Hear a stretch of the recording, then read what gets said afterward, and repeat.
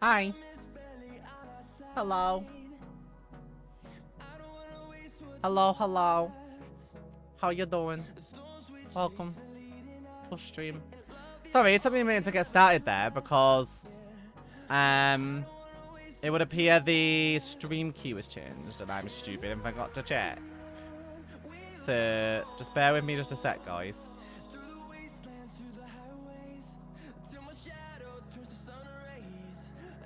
Bear with me just a second.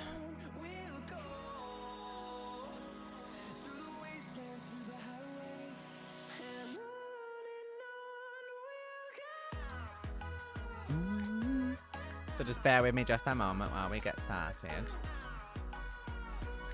I'll pop you over onto this screen in a sec. Hello. I have to listen to like non-copyright sounds because obviously if you listen to copyrighted music, I don't want them to get like muted because I have a license for my music on my stream, but I don't believe I have a license. I don't know if they have a license for the same music, so I didn't want to like try playing it, you know.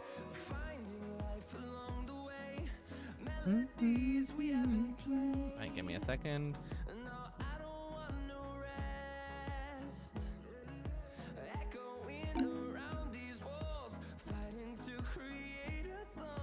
I'm just going to link this on my YouTube channel too, people. So come say hi.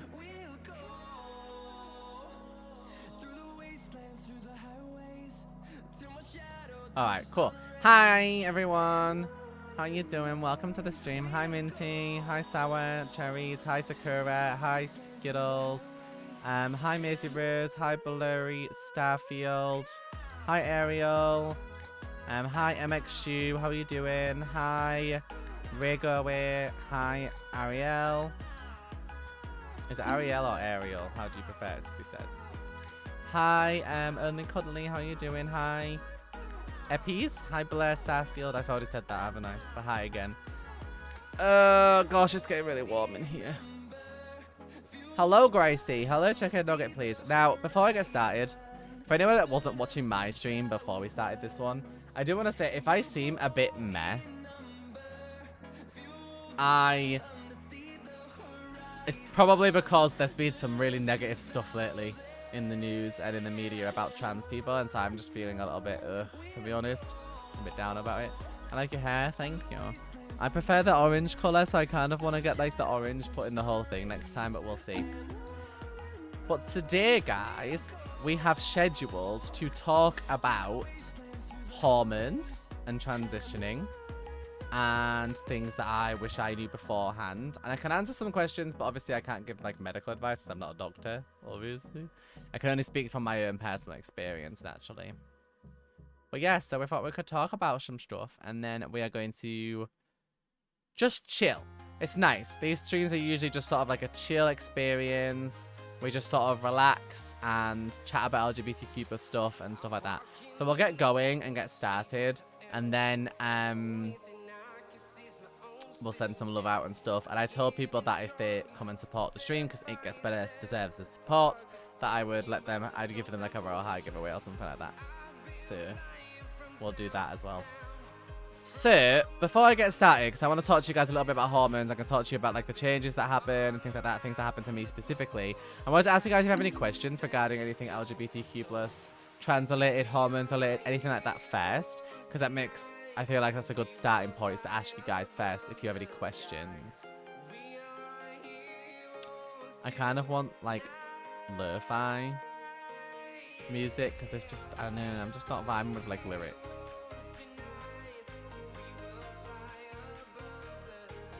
Let's try this. Okay. This sounds nice and chill. I have one. How did you come out? Okay, that's a good question. I actually came out to my mum first by sort of introducing the idea to her that about trans people and stuff, and like that I could be trans, to kind of, I guess, to kind of gauge how she would feel about it, you know, without telling her straight away.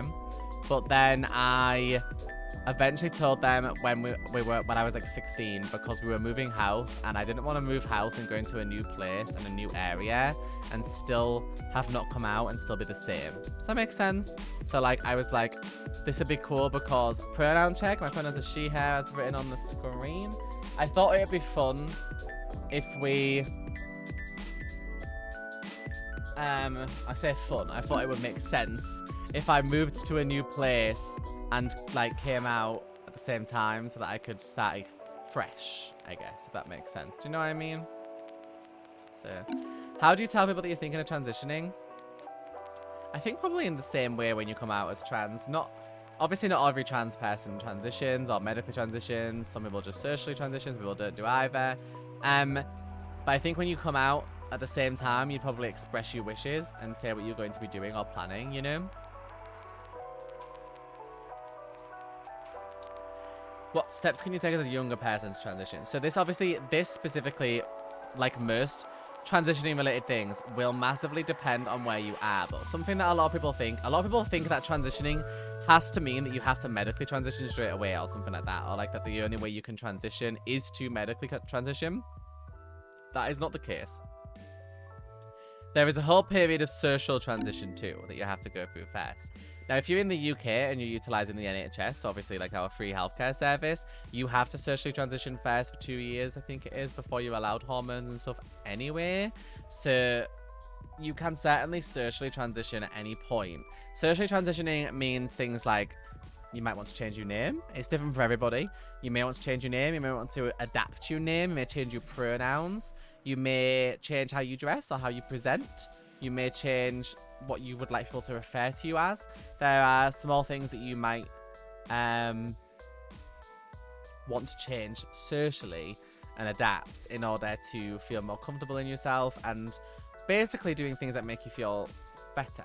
Now, when you're younger, the only real medical transitioning related things you can have are hormone blockers, which basically just delay your puberty from starting so that you have time to figure out what you really want before you make any final decisions about taking like full hormones or things like that, if that makes sense. So there's a few options there, but not many until you're an adult.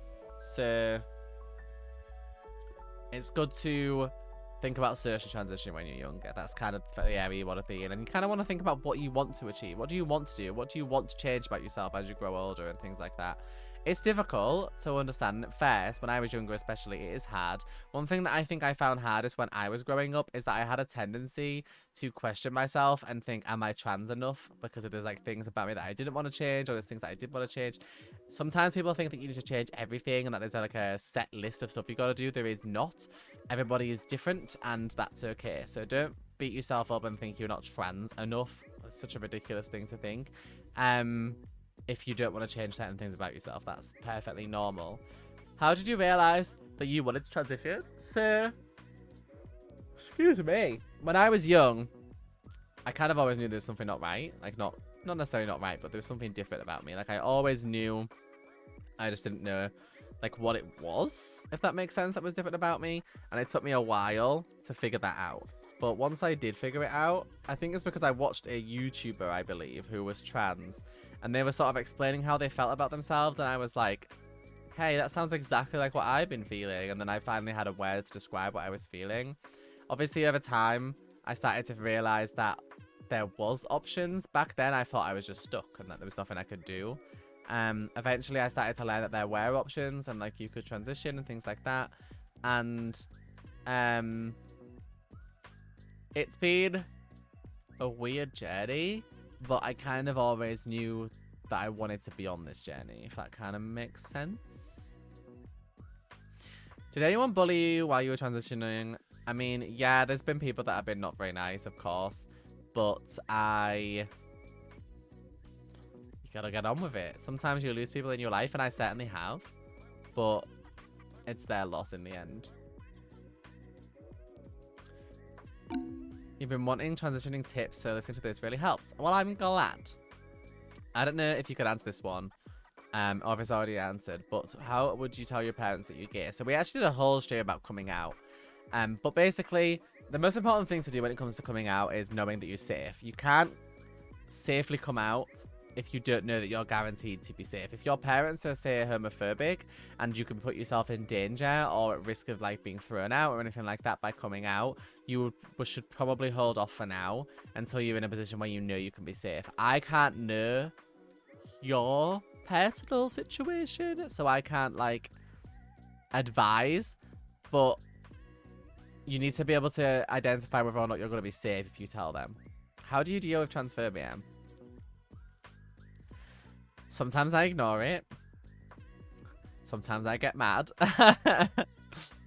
I think ignoring it is the best way to handle it, but if someone comes to my streams and they're transphobic, sometimes it makes me a bit mad, but having moderators that can get rid of people very quickly helps. I changed my name and pronouns. Awesome.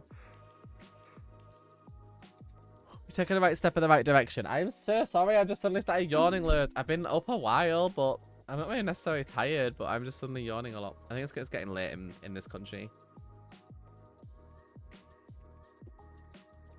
I'm one of your fans, and I'm here because I want to see you. I always do this.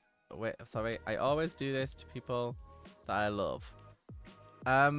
Thank you. I appreciate it. I already answered that one. I'm not trans, and I am not trans is asking about people's dead name. Very disrespectful. Yes, very disrespectful. Almost every trans person, when we transition and change our name, sometimes people don't change their name. Some just change the spelling of their name to make it like more feminine or more masculine, or more neutral. Many of us who've changed our name, just like anybody else who changes the name, probably don't want to talk about what it was before. Usually it's because we're trying to ignore that person that we were before or move on from that person, if not ignore, and we don't really want to think about that person. And so when you ask, it does make us very uncomfortable. Sometimes, like for example, something that does happen is that people will find out what my dead name was and then they'll come to my streams and spam it in the chat on purpose to upset me, which obviously we ban them. It's not nice. And as soon as people ask, if you ever find out about someone's dead name, more people find out, and the people who are mean will use it against you. So it's not fair. It's not nice to ask. Can you just not come out, or do you have to? You absolutely do not have to. You can do whatever you like. If you don't feel ready to come out, or you don't want to at all, that's fine. You don't have to. You can choose to keep it to yourself. You can choose to just live your life. And like as what you want to live it as, or with whom you want to live it with, and not talk about it if you want to. I would hope that if I ever have children, they don't have to feel the need to come out to me if they're gay or lesbians, for example. I would rather they just came home and was like, so this is my boyfriend, and I'd be like, good for you. Oh, this is my girlfriend, and I'd be like, good for you. That's nice, but if you feel that coming out would help give you the closure that you need and make you feel better, then by all means, you can. I am Islamic, but I have a question. How do you deal with bad people? Can you elaborate? What do you mean bad people? Let's see. Any advice coming out to homophobic parents? So again, you'd have to know whether or not you're going to be safe. If there's a chance that your homophobic parents could throw you out, or you could be in danger by coming out, then naturally you should probably hold off coming out until you're able to support yourself and can move out or get away from that environment. Because you don't want to be... I'm so sorry. Oh, I don't know why I'm so tired. You don't want to be in a position where you could get hurt, right? I'd really like to come out because I want to get off my chest, but my father is a Christian and he's very stern when it comes to LGBT. Right. So that sounds like it could potentially put you in a negative position then if you were to come out as trans. Did you say gay? Sorry. And I wouldn't want you to be in a negative or potentially dangerous situation. So I would advise that you really think about whether or not your safety could be challenged by coming out. Enjoy your life. Be yourself, Halo. Hi, Grande Chica. James, you can tell them that we're doing that now, and that in order to enter, they can just say a keyword of your choice in the chat. And we'll just pick one. Something nice. A nice keyword. What do you do with family when they don't respect your chosen name and pronouns? They give the excuse, I named you, I've called you that since you were born. My family did that too at first. although my family are accepting now, so I realize that some might not become that way. It's not that hard to respect someone's pronouns or their name. But if your family are refusing, I think pressing them, if they're potentially transphobic, is probably not going to go super well. So you may want to decide whether or not you can live with it for now until the time comes that you can leave. Because you, again, do not want to put yourself in a position where you could be in trouble or hurt. Thanks for the hydration reminder. I appreciate it. Mashu, I think your name is.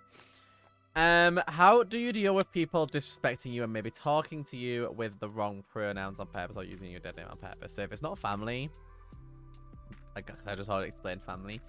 If someone dead names you on purpose, then they're not a good friend and you shouldn't be your friend anyway. But if they are doing it, like say do you mean like if they do it accidentally or something like that, then I think you could correct them. If they're doing it on purpose, you can absolutely correct them, but you may want to consider whether or not you want that person in your life if they're doing it on purpose. How does it feel like after transitioning? Do you feel proud or scared of the problems that you have done? Scared from the problem you have done last? Oh, you'd have to go on to talk about this. What do you mean scared of the problem?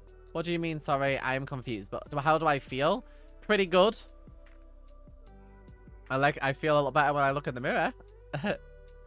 Like bullies you for your physical appearance, gender, like these. I got bullied when I was 9 because that's what I mean. Right, okay, I see what you mean. I don't remember the first half of the question. 1 second. People bullying you. Often it's hard, but you have to ignore it and then speak to somebody who could help. So a trusted adult would be the best person to speak to, such as a teacher or a parent or an adult that you trust, basically, would be the best person for you to speak to, if that makes sense.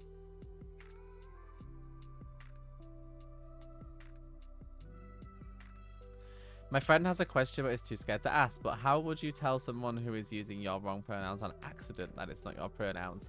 If someone who misgenders me and uses the wrong pronouns, I often just say, my pronouns are actually she, her, or I know you didn't mean to, but you said use the wrong pronouns. Can you please use this? You know, just politely letting them know. And then hopefully they will politely just apologize and correct themselves. Hopefully. Oh, you mean scared because of the whole situation with like Brianna and stuff? I mean, I'm more scared as a publicly out trans person that everybody knows I'm trans. Because naturally, if somebody recognizes me in public, they'll know I'm trans. That makes me a little bit more nervous. But I believe that there are steps we can take to keep ourselves safe. And I hope that things will be done to improve the safety that we have in this world. I do have a question on supporting a good friend of mine. He is straight, but is a closet queen. I say closet queen as he hides it or stops him being himself when in a relationship. I feel he has nothing to be ashamed of and should be himself with the person he wants to be with. So you mean, when you say closet queen, you mean like drag queen? But like doesn't want anyone to know? Or like when they're in a relationship, they stop doing it, you mean? Is that what you mean?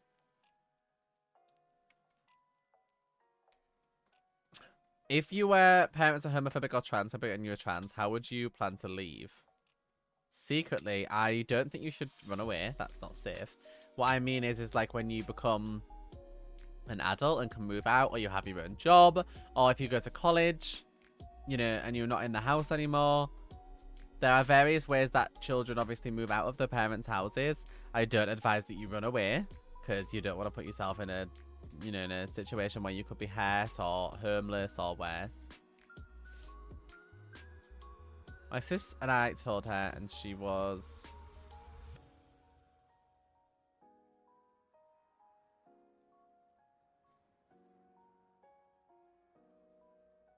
Okay, definitely the best way... the best way to handle situations is not to be violent, of course. Definitely speak to a trusted adult or a teacher or someone you know you can trust who is an adult. never, ever, ever resort to violence. That's not safe.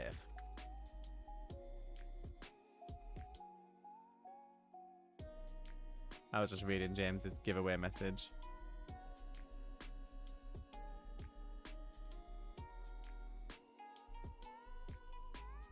In Discord. My friend is trans and we help him with lots of positivity. That's really kind. A lot of trans people really need it. They need that positivity. They need that kindness. So I try to start each day with positivity by practicing gratitude and focusing on the good things in life. That's a really good thing to do. Yeah, if you share something with with something positive, that'd be nice. Yeah, something nice with the word positivity in it. And we want to support the It Gets Better stream and the channel. So if you guys follow, we said we'd do a little giveaway if you guys think of a sentence that contains the word positivity. All right, so let's talk a little bit about transitioning, shall we? So talk about my personal transition. I started transitioning when I was 16. I transitioned socially from being about 16 years old, which means that you change, like I changed my name and I started dressing differently, obviously, and dressed more femininely and things. And changed my pronouns to she, her at that time. It was difficult at first. My family were not super accepting to begin with because they found it quite hard, but they did come around. I did not start hormones until I was 21 because that's how long the waiting list took in the UK on the NHS. If you're on private healthcare or in America, it might not take quite as long. I'm still in love with my ex and we talk and hang out. The love gets stronger. He says he's not ready for a relationship and I respect that. Do I let him grow or try to ignore the butterflies? You were together before and you're friends now. I don't know if I would want to take the risk of being together again, but I don't think you can get over somebody if you're spending time with them all the time. That's just my opinion. I think the only way you can really get over them is to spend time apart. That's my opinion.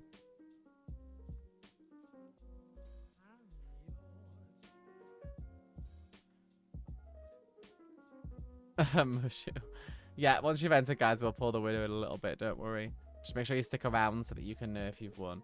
So, anyway, I started medically transitioning with my hormones when I was 21 in November 2020.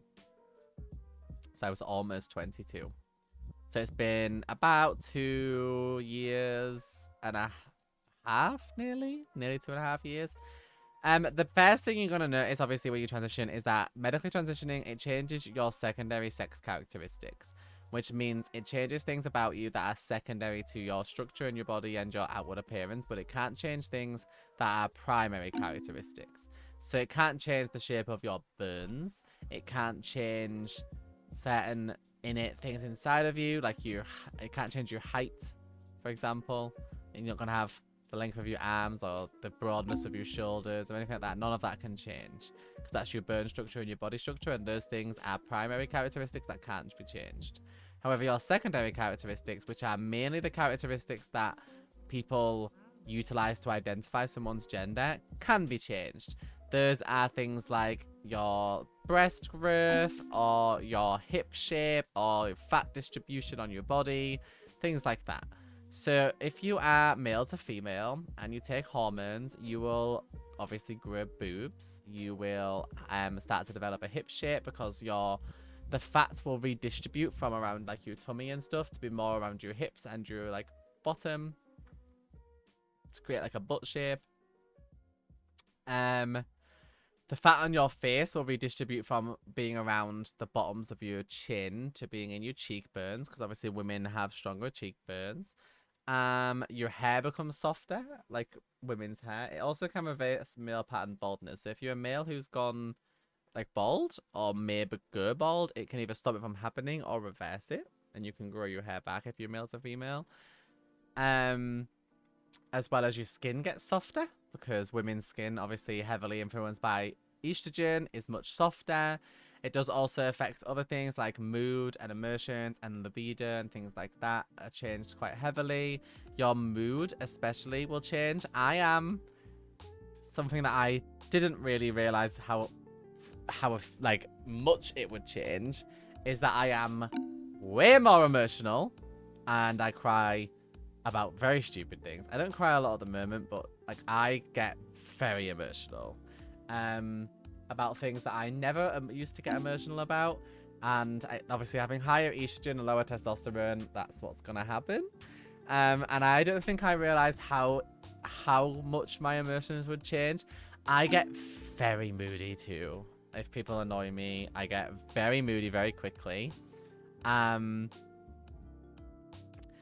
noticed as a side effect of that, by the way, as well, of being like trans and transitioning, is that I don't have as much patience for other people's crap anymore as I used to. I used to have more patience, oddly, but like stupidity annoys me much quicker than before. People who say dumb things, like annoying, like because they're idiots, like as in like they're rude, they annoy me much quicker before than they used to. So I get very frustrated very easily and very moody now and very emotional. So yeah, I can probably find you, if you bear with me, a picture from before I started hormones to now, so you can compare the changes to your face and stuff. So if you bear with me just a moment.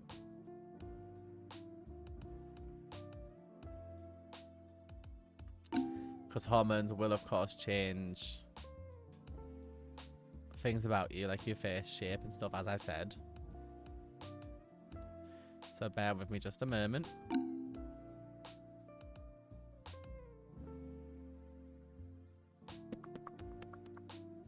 I'm zooming all the way back.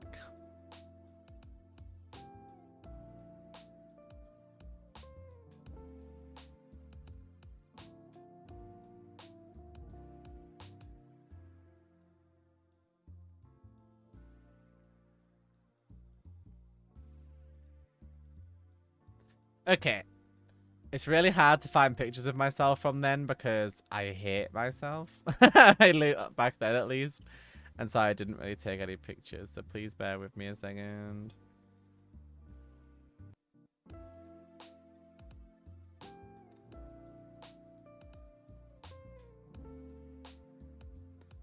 I'm fairly sure that almost every picture I have from then is just like a lot of filters because I was really miserable. So I'm trying to find something that isn't filtered.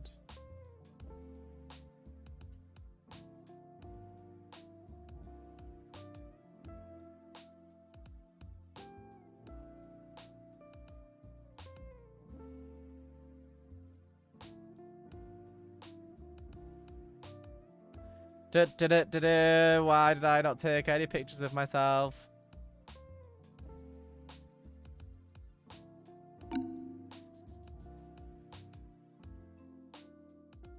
Do you know what? This is a great picture because I hate it so much. But here you go. Okay, so this was 2018. I was 19 years old. This is right before I started any medical transitioning and any hormones. Are you ready? My hair was so brittle. I don't know if I want... here you go.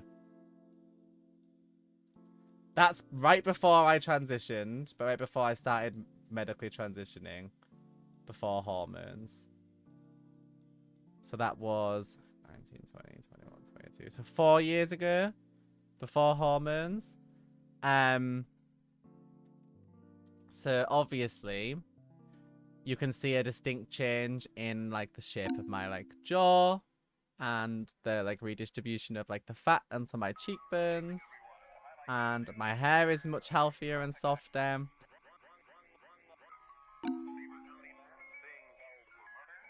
My eye shape has changed a little bit from the fat redistribution. I also got much better at doing makeup.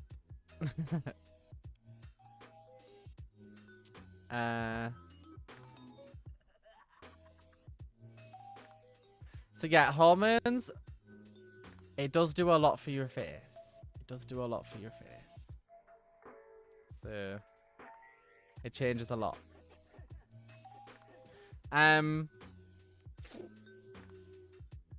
So the biggest thing I think that obviously most trans women are going to be hoping for, of course, is like breast growth and stuff. You definitely get some. I have not had breast augmentation surgery yet, because I'm having that next month. But, please hold. I think one of the biggest things that's changed since starting hormones, I'm gonna just find the picture.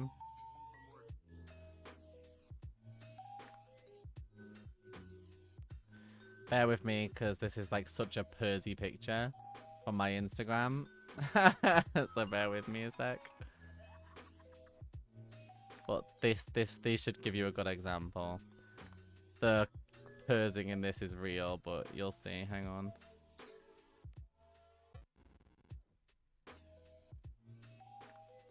Jeebus Christmas. Alright, so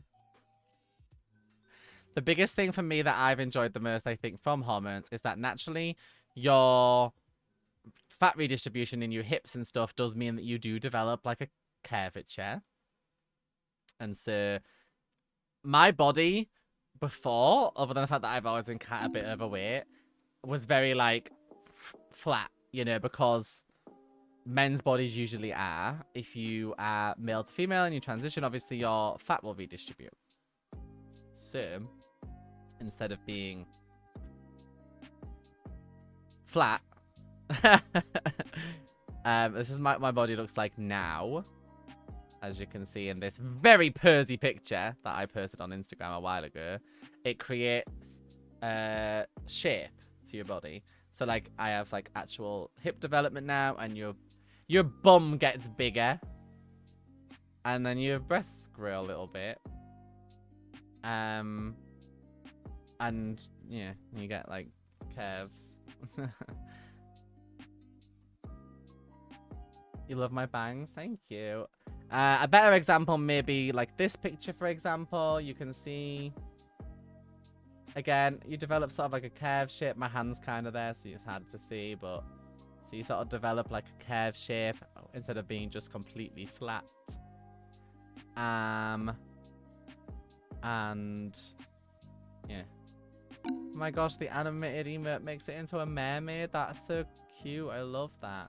So yeah, you get like a shape, I guess, a more feminine shape from taking those hormones.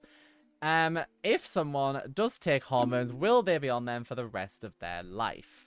That is up to you. You can stop taking hormones, but that will have an effect on you, obviously. So for example, if I were to stop taking hormones, testosterone would become more dominant in my body again, and estrogen would become submissive and would have less. That would mean that my emotions and things would flip back over.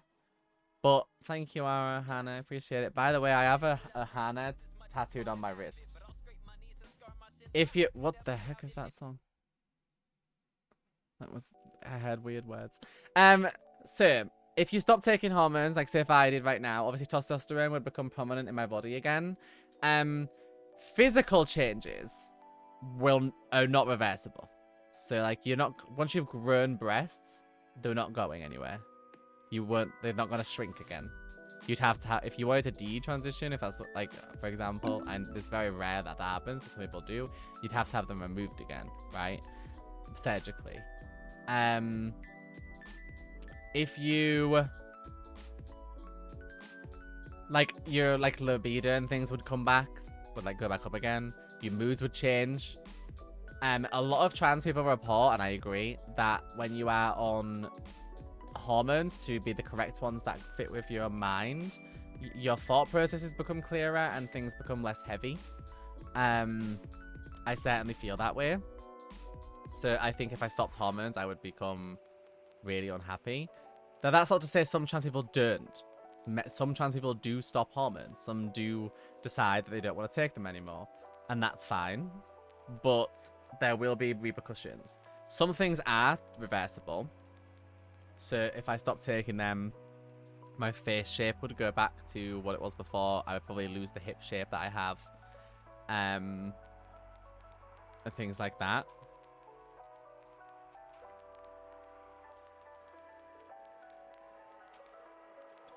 So you kind of like, most trans people are going to be taking the rest of their lives. Now, it's different if you've had surgery. If you have had surgery, as in like lower surgery, you will have had the main producer of your biological sex hormone removed. You need to have a certain amount of estrogen and testosterone in your body for various functions that your body requires. If you've had those things removed and had surgery, then you are going to need to take some sort of hormone for the rest of your life. So regardless of whether or not you decide to stop taking hormones at all, like, you would have to take one of them. Like, you would have to take some sort of primary hormone, because otherwise you can develop various issues like osteoporosis in your bones. You can have, you know, other problems as well. So yeah, obviously I'm not a doctor, so I don't know this like 100% medically, but there would be negative impacts to stopping your hormones if you've had surgery, because you wouldn't have anything producing hormones to replace it with. Does that make sense? But that does also mean that if you have had surgery and you're trans female, for example, you no longer have to take testosterone blockers, because you'll only be producing a normal feminine amount of testosterone anyway, because you don't have that main sex organ anymore. That would have been like a reproductive organ that produces all that testosterone. So you don't have to take testosterone blockers anymore, but you would still need to take estrogen. And vice versa, if you are a trans male and you've had, say, a hysterectomy and had ovaries removed, then you wouldn't need to take estrogen blockers anymore, but you would still need to continue taking your testosterone.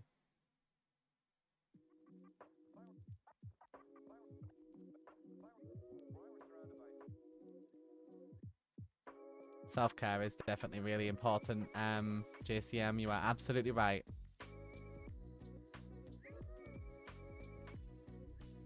Eliza, that's awesome. What is the minimum or max age to take hormones? Don't believe there is a maximum age. The minimum age, it depends on where you live. Most places, most countries will not allow you to take hormones until you are the age of majority. So that is usually when you become an adult, which is usually 18 in most countries. Once you are 18, then you are an adult, and naturally you'll be allowed to do whatever you like. If you're under 18, there are very specific exceptions where they will allow you to start them. For example, they may allow you to start hormones in the UK if you're 17 and coming up to being 18 and clearly have not had any difference in how you feel. Like, you clearly obviously is trans, you know, you haven't had any doubts or changes of mind. But that's rare. They will usually require you to wait until you're 18 to start hormones in most places. Hello, Natalia, no problem. How are you doing? Thanks for all the hydrates, guys. The problem is you're giving me so many. If I drink any more water, I think I'm going to explode. I feel like if I were to transition, my family wouldn't accept me as their own anymore. I think that is a fear that a lot of trans people have. And it makes sense. I understand why you might feel that way. But you may find that after a while they may come around. And if they don't, then you may decide that perhaps they're not worth having in your life if they won't accept you for who you are. Sorry to hear you've had a rough day, Natalia. I hope you feel better. Sorry if this question's already answered, but how long does it usually take for someone to see any change with taking hormones? Hasn't been answered. Good question. Everyone's different, but usually, at least from my own experience as well, you start to see changes quickly. There are some that you won't notice quickly, that take longer, and some that happen faster. So, you will notice certain parts of your body's fat distribution and things like that, and changes happening gradually over a period of maybe 3 to 6 months. That will start to change. Like, fat around your body will change where it resonates the most, like I said, like the cheekbones or in other places on your body. If you are a trans male transitioning, then your vocal cords will thicken when you take testosterone, and that will make your voice deeper. That will happen over like the space of maybe a year or so, usually. If you're trans female, your voice will not change. Once vocal cords are already thick, there's nothing you can do. So for people like trans women like me, you have to have vocal therapy, which I'm having at the moment, to make your voice more feminine over time because hormones won't affect your voice, unfortunately. If you are transitioning medically on hormones, you'll notice things like your skin getting softer and your hair getting softer and like smoother and stuff within the 3 to 6 months, really, from my own experience.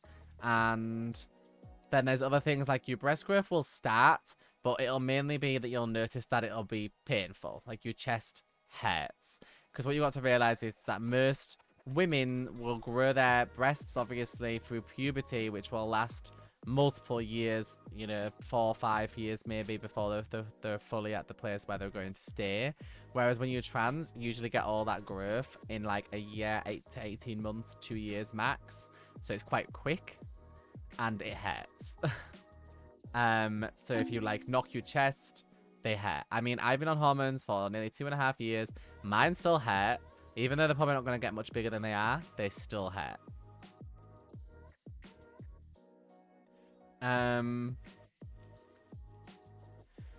But changes can be very slow for different people. It all depends. Of course, if you are taking hormones, you should obviously have your levels checked regularly for your like hormone level, blood levels, get your bloods done at your doctor's, blah blah blah. Because that's how they can check that you know, that you've got the right amount. I didn't at first. I was taking the prescription that normally they give to most people, but it turned out that I actually didn't have the right amount of estrogen, so they had to double my dosage, but they wouldn't have known that without doing blood tests first. So you've got to have blood tests to find that information out first.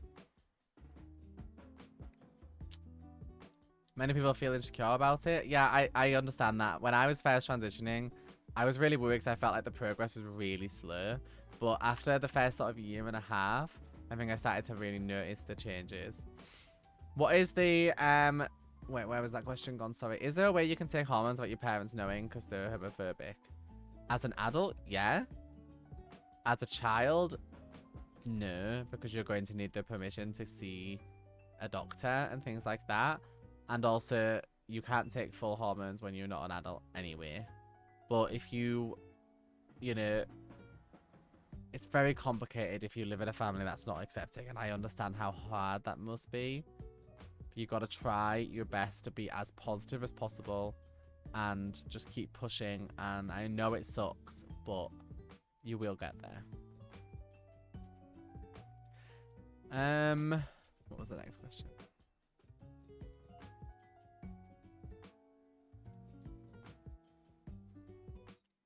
What's your blood type? I don't know my blood type.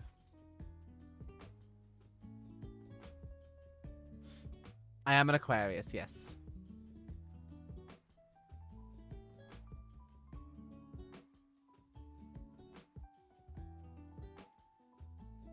Do you think you'll ever get implants? I am having my implants put in on the 22nd of March.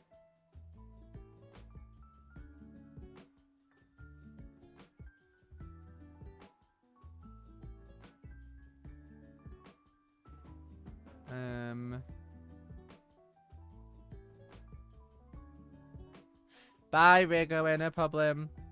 Won't the doctors need to notify the parents? This is complicated. In some places, yeah, they'll require that the parents are notified if you're a minor. Some places in the UK may allow you to have the autonomy and not tell your parents when you're 16. But it's complicated. Breast implants are not scary, don't worry. They are very, very routine. Tons and tons of women have breast implants all the time. It's something surgeons do all the time and they know what they're doing. I'm not particularly worried because I know that. Just because I know the fact that they are routine and women have them all the time.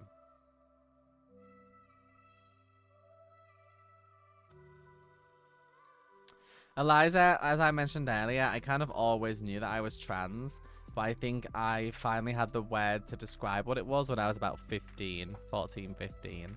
That's when I learned what it meant to be trans and figured out that that's what I was feeling.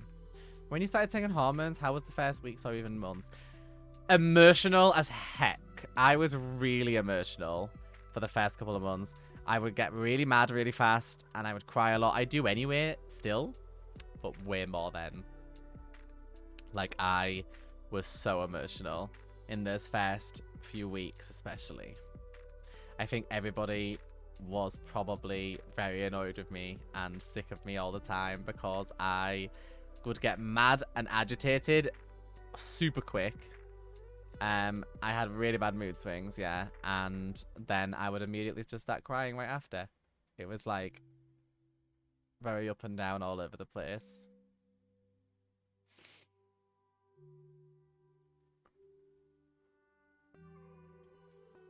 How do you feel now being trans versus when you were younger? I know a lot more now. When I was younger, I was always afraid, like a lot of trans people are, that I wasn't trans enough because there was parts of me that I didn't dislike or things that I didn't want to change. And I kind of got this idea from, like, I had another trans friend who used to tell me all the time that if you didn't want certain things, you weren't really trans, or if you didn't feel certain ways, or if you didn't hate yourself completely, then you weren't really trans. And I let that get into my head a lot. And I started to feel like I wasn't trans enough, and I was scared they wouldn't give me any medical help or any support because I wasn't trans enough, which obviously is ridiculous. And eventually I talked to my gender nurse about it, and she explained how ridiculous that is, and that every trans person is different. Everybody wants to do different things and transitions in different ways and accepts different parts of themselves. We're all individuals. What's the most silly thing you get emotional about? I watch movies. And, like, have you ever seen Bedknobs and Broomsticks? There's a scene in Bedknobs and Broomsticks where the magician gives an old lady some flowers and she looks so happy. And then he takes them back off her again and she looks like she's going to cry. And I just bawl.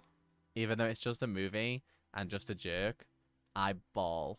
It makes me so sad. I can't watch it anymore because it makes me so upset. Because she just looked so devastated. And I hate seeing people look sad. Does it get better after a while? Like, does your body feel stronger and better? Yeah, I feel fine now. Like, everything's fine. I feel like I sound like that person in, like, the GIF. You know, everything's fine. Meanwhile, everything's on fire around you. No, yeah, everything's fine. I'm pretty good, yeah. How do you find voice therapy? It's alright. I've only had 2 sessions so far. I feel a bit awkward. But with time, I'll feel better. I think it's retraining your voice is kind of awkward because you have to do a different voice in front of people. And when I think all the time that when people hear my voice, when I'm practicing the vocal therapy stuff, I worry that they must think I sound like ridiculous, you know? And so I kind of, I neglect practicing because I'm nervous that I sound stupid. But basically, in vocal therapy, you basically learn how to slowly lift your pitch and change your talking style. Women and men have different talking patterns, and society, like, teaches them to us differently. And so you have to sort of, as well as learning to change your pitch, you've got to also learn to change your way of speaking. Women speak softer. They tend to speak a bit slower. They tend to have a lot more intonation change in their voice, in the way that when they talk. Men are more likely to be monotone. They're more likely to speak like this and stay the same tone all the time. Whereas women are much more likely to change their intonation all the time and change how they're talking a lot and have a lot more emotion in how they're speaking. And so when you're doing vocal therapy, they will help you with, I guess, adjusting your intonation to make it sound more like what women tend to speak like. As an ally, what can we do to help support trans people? I think being supportive in general, just reminding them that you accept them. One of the things that I know, especially as a trans person, is I always have this fear that my friends or family or people around me don't really see me how I want them to see me. I always have this fear that they just see me as a trans person. They don't ever look at me and just think she's a woman, you know? And I think reminding your trans friends and people that you care about that you see them like that and you see them as no different to maybe yourself or other women you know, that might help some trans people. It certainly would help me.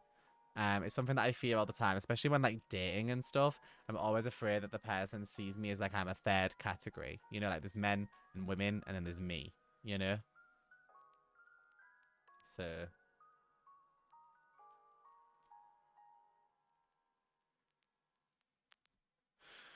Do you ever regret being trans?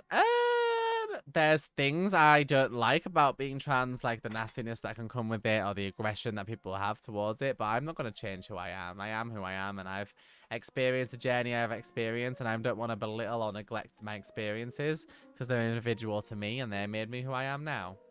So, no. What is aromatherapy? I know it probably sounds really dumb, but you asked me, have you tried aromatherapy? I don't know what that is. Did your mum help you with clothing or somebody else, or did you keep it in general? My parents, my mum and my sister bought me clothes a lot, and they helped a bit. I kind of, at first, just started... I think, okay, every trans person, I think, this has been talked about a lot, but I think every trans person goes through this phase of, like, super, like when you're trans female or trans male, you both do it, but like for female people like me, you sort of go through this phase when you first come out of I need to be super feminine, and you wear dresses all the time and you skirts all the time and super feminine stuff before you start to realize that that's not what being a woman is. You don't have to wear super feminine clothes all the time at dresses and things like that, and then you start to learn what you really like to wear. If you like to wear dresses and stuff all the time, great, but I am more of a big jumper and leggings kind of person.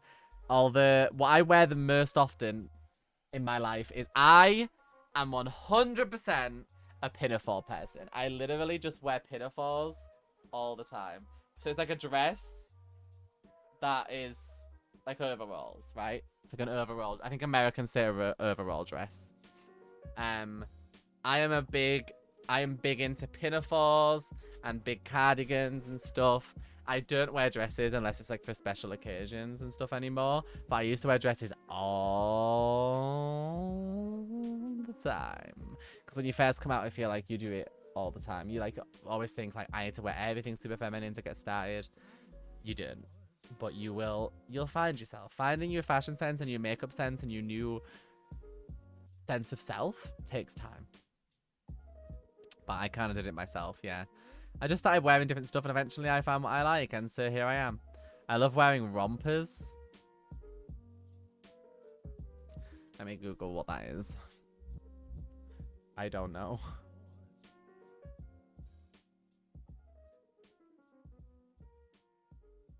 I have no idea what that is.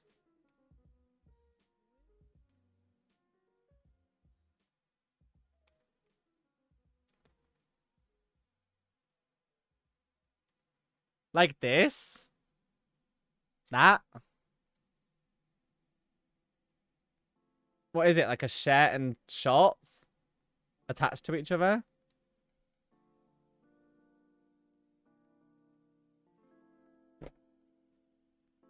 Cute. Not my style. I don't like shorts. Look, I'd rather have one with a skirt. I like ones with a dress. I have some overalls that are actual overalls, like actual dungarees, as we call them in the UK.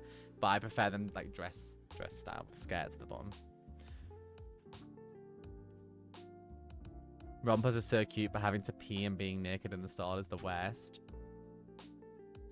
So I wear these pinafore dresses, which are fine because you can just pull it up. But so what I do is, you know how when you wear a skirt or dresses and stuff, it's really hard to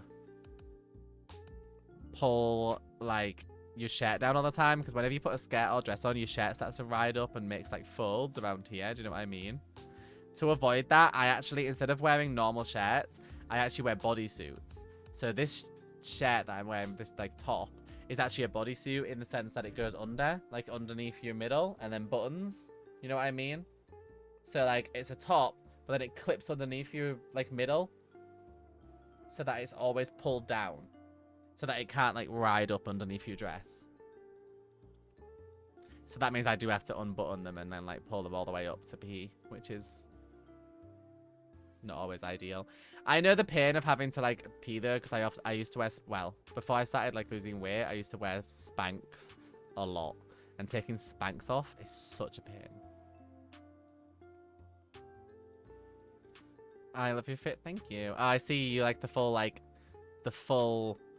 overall versions, definitely, of rompers. Do you shop in Shein? No. Because a couple of reasons. It takes forever to get here. I'm nervous about the quality.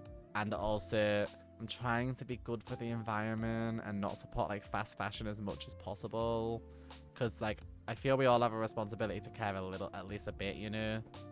I don't know, so I'm trying my best. I'm not one of those people to yell at everybody and be like, you need to do this and be vegan and stop using fast fashion and stuff. But I do try at least to practice those things myself.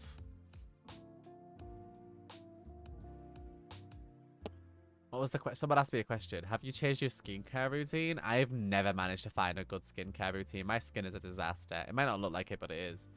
I'm trying a new one at the moment. I'm hoping it works. It's definitely the softest my skin's ever felt, but I hope it continues to get softer because I hate it.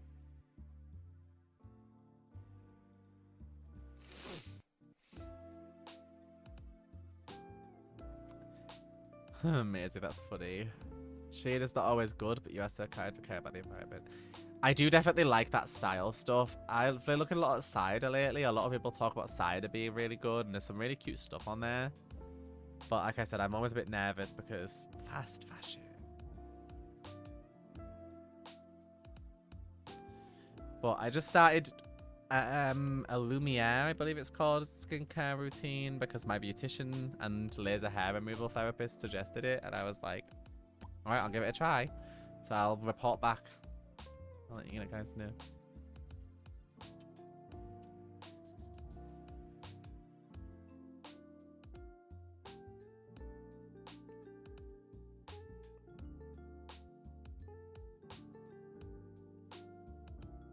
Cloudy, I'm not sure that there's much you can do in that situation. Sometimes we have to pick our battles a little bit, and there are some situations where it's really hard to, but I have a feeling they're going to be resistant to anything you say regardless. Some teenagers, they don't really believe what they're saying, they just say it sometimes because they think it's funny, and some people also say things because they've been badly educated by parents and stuff. It looks so good in that red lipstick. Where's it from? This is Maybelline. It's called... This is the Maybelline Superstay Matte Ink lipstick. I love this. It was a recommendation from Call Me Chris. And now I bought it and I loves it. My cat just woke up. And he's like, what you doing, Mom? Wanna come say hi, sweetie? Oh. He just woke up, didn't you? Yes.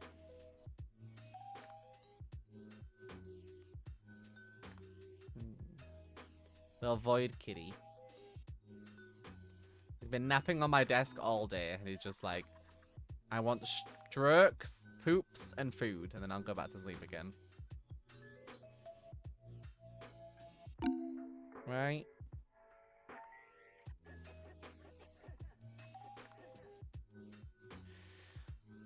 Do you guys have any more, like, transitioning questions?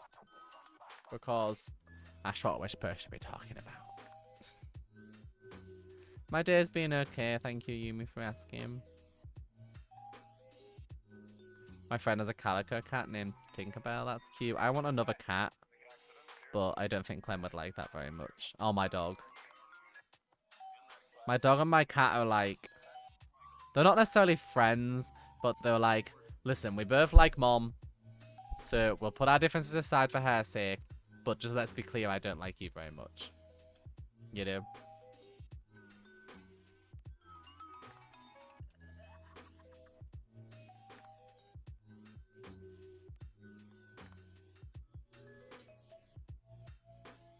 I'm sorry, Mushu. Do you have any advice on how we can support our friends and family who are transitioning? Transitioning can be really tough. It can be really mentally taxing. And there's a lot of fear involved. And there's a lot of process to go through. And there's various ways that people will feel sad. And so a lot of trans people will worry about like the progress that they're making and stuff. So not making negative comments on their progress is a big important thing here. Like, you don't want to ever...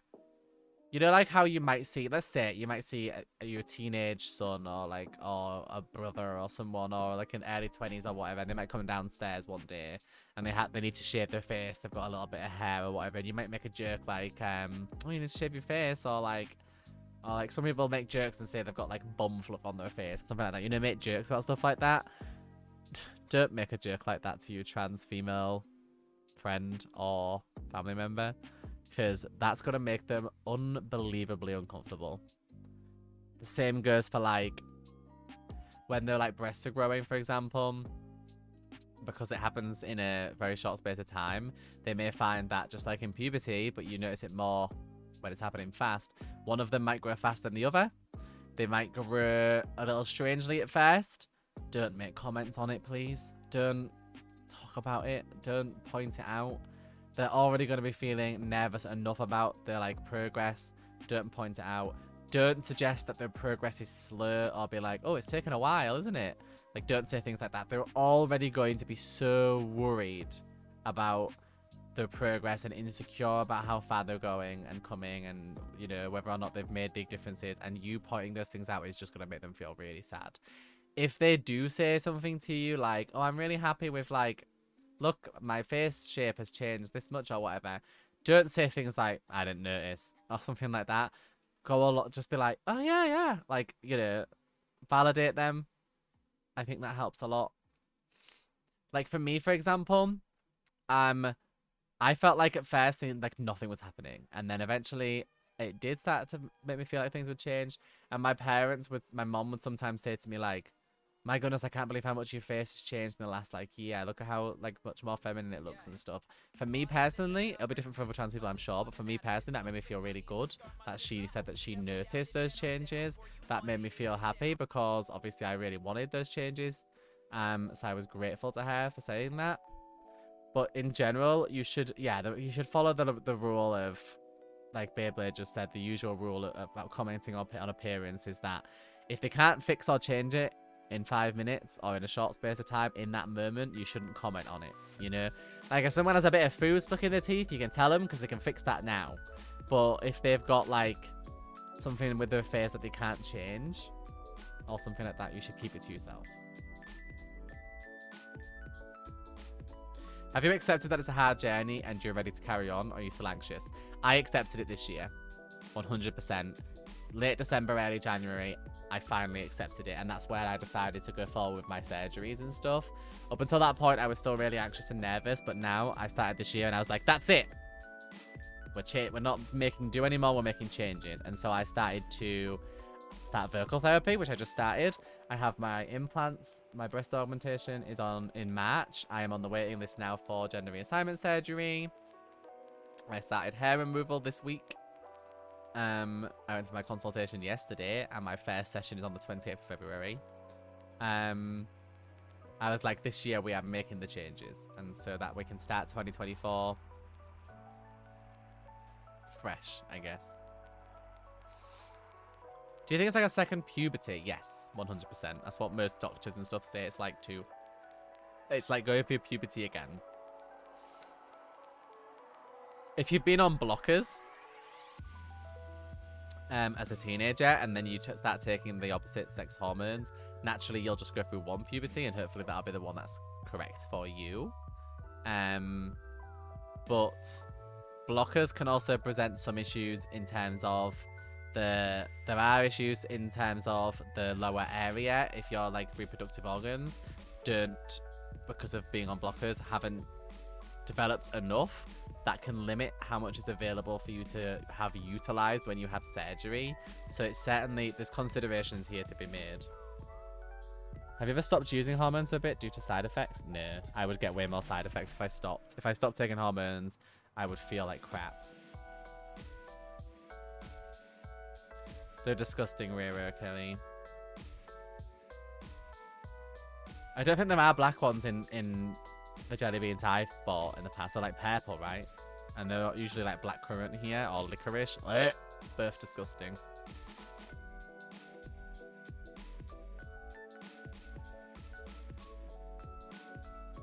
Surgery's the day after my birthday. Well, think about me on your birthday and wish me luck. Mushu, I can't hydrate anymore. I've literally drank like a bottle and a half of water. I'm gonna explode. Why would you feel worse if you stopped? Because my estrogen level would drop and my testosterone level would rise. That would make my libido increase again and make various things about my emotions change to be more masculine, which would make me feel more aggressive because men and people with heavy testosterone feel more aggressive and angrier again. It would make me feel more attracted to things again that I don't want to be. And it would make parts of my body function in a way I don't want them to function. And in general, I just wouldn't feel very good. And so, no thanks. It would also make my like breasts start to sag, and my face shape would change back, and my hair would become more coarse again because testosterone makes your hair more coarse and estrogen makes it softer. My skin would become rougher again. I don't wanna do that. Thank you, but no. I am the partner and sister of two female to male trans men. I remember I was so scared that the hormones would change their personalities, but it really didn't change the core of them. They are still the people I love and cherish. Exactly, nerdy pixel girl. I think that's the fear that a lot of families have. I think that they're going to lose the person that they've come to love. My mum reacted negatively at first because she felt like she was losing her son, right? But what she didn't realize is it's more like a phoenix kind of moment, is like how I like to imagine it. Like, imagine when a phoenix dies, turns to ash, and a new one comes out of the ashes. Still technically the same parts that they're made of, but they're just like a new version of themselves, if that makes sense. The ultimate thing is that you've got to remember sometimes is that trans suicide rates and things like that are very high. Your alternative option could be to lose that person from your life forever, entirely. So allowing them to be the person they feel comfortable being and accepting that change is surely infinitely more important than forcing them to stay the same. It's like the Doctor regenerating. Exactly.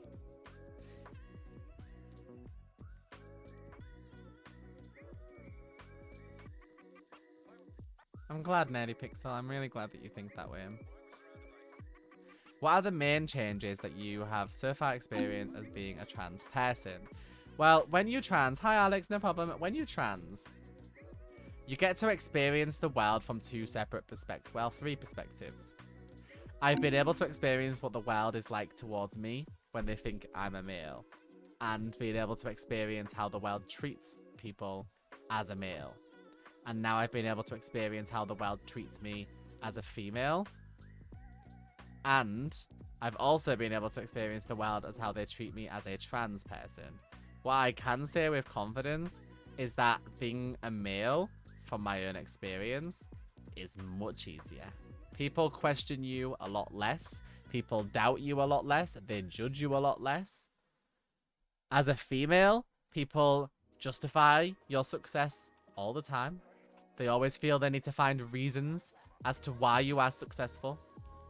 You never just did it because you're brainy or smart or good at marketing. It's always because you probably had a male friend that helped, or you cheated to the top, or a lot of people on like Twitch, for example, like to say that women are successful because they show their bodies and things like that, or like they like have their cleavage out or whatever, and they're like they're only successful because they show like their boobs or whatever. There's a lot of people that say things like that. That happens a lot in life in general. Women are constantly under scrutiny from men and other women, and always having their position justified, basically. And it can never be just because you are clever, or you are a good marketer, or you are good at your job, or you're successful, or you're business minded. You're never any of those things. For example, if you've ever heard the Taylor Swift song The Man, she talks a lot about this, and I think it's very accurate. In the lyrics in that song, she says that like when men are like, you know, when they have multiple girlfriends or like see lots of different women, they're just playing the field. But when women do that, then they're sluts, right? Like, the wording choices that society chooses for men versus women is very different, and women are treated very differently for doing the same things that men do just fine. Like, if men flaunt their money, a lot of people just say that they're like ballers, or like they're really successful or whatever. Whereas if women flaunt their money or like flaunt their success, they're often just a bitch, you know? It very much changes. you know. And yeah, it's definitely amplified when you're trans too. When people know you're trans, especially, they treat you kind of the same way as they treat women with that negativity, but then with the added like lack of acceptance. And some people just look at you kind of like you're just crazy.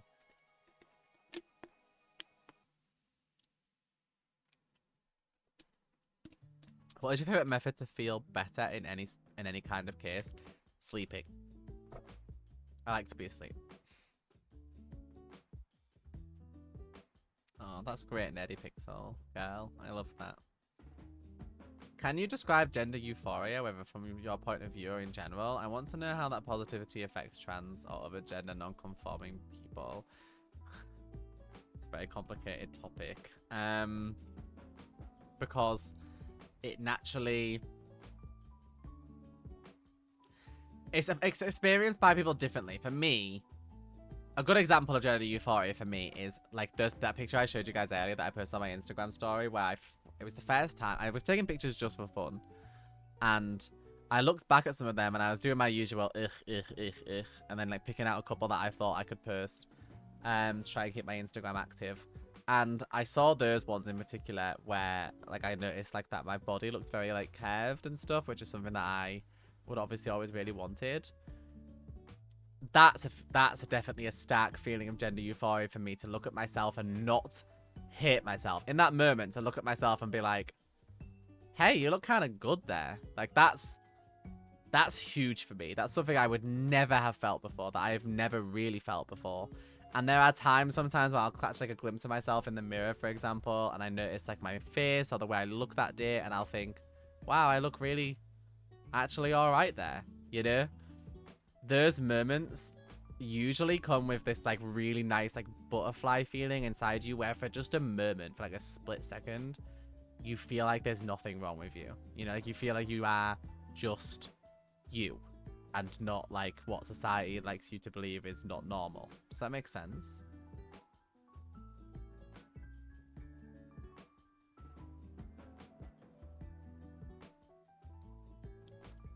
I think everybody experiences it differently. I enjoy when... I also feel good when, like, when people compliment you or they say nice things to you, when they do it in like or use language that's stereotypically female, that makes me feel better too. I know some females don't necessarily like stereotypical language and things like that. That's fine. But for me, it makes me feel very validated, and that is a nice feeling too. How did you manage to grow your hair, and how long did it take? Did you have to take hormones for it? Men can grow their hair long. I know that might sound shocking. I just had it cut I have it trimmed every 6 weeks, and I put argan oil in my hair after I wash it. I don't wash it with anything too harmful. I don't use heat on my hair. I don't dry it with a hairdryer. I don't straighten it or anything like that.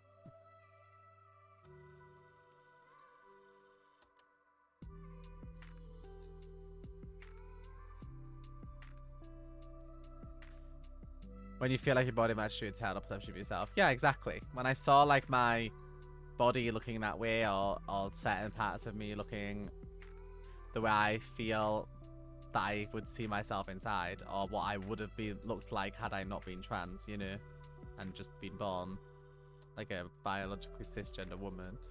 What did your hair feel like before you transitioned? Like most men's hair, just kind of like a bit more coarse. My hair now is like very smooth and like much more like silky. As a result of just like taking care of it. It's also much longer. The ends are not like super dead, which, you know, it took a long time, but you don't have to be a woman or transition to do that. You can have nice hair by just looking after your hair. You know, there's lots of things you can do to look after your hair. But like having it cut every 6 weeks, like trimming your hair every 6 weeks is important, because it gets all the dead parts of your hair off, and the split ends, reduces split ends. I use argan oil in my hair after I wash it. I just put, like, basically I wash it, then towel dry it, and then I just put a few drops of argan oil in the palm of my hands and rub my hands together, and then just rub it through my hair. I also, because my hair is so healthy now, I only wash my hair like once a week. I'll shower, but I just tie it up and don't wash it. Like put the shower head down so it doesn't touch my head. And I only wash my hair like once a week now because my hair is so healthy. I just don't need to wash it as much, and that's good. The least you wash your hair, the least of the oils and stuff you'll rip out of it.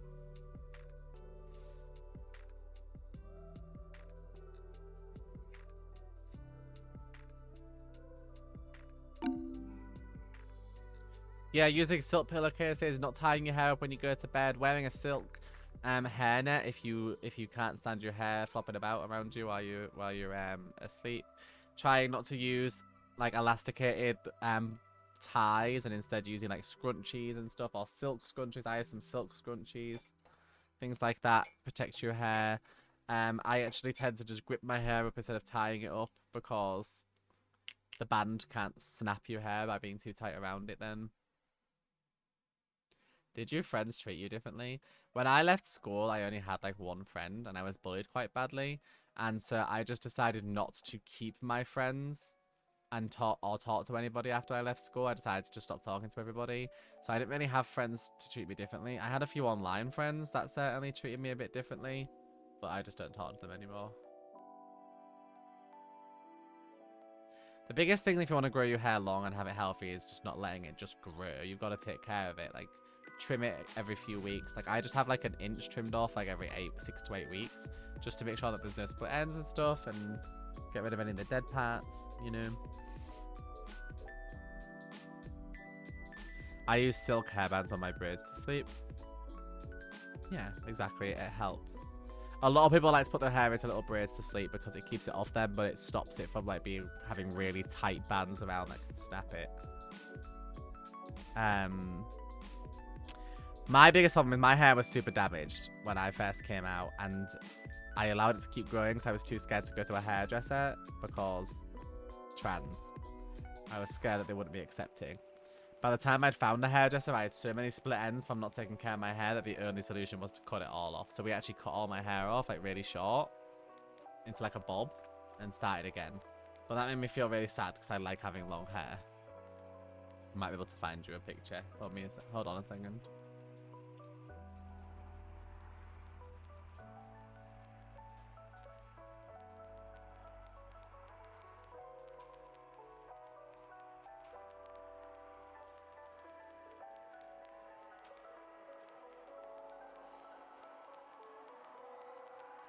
Give me a second.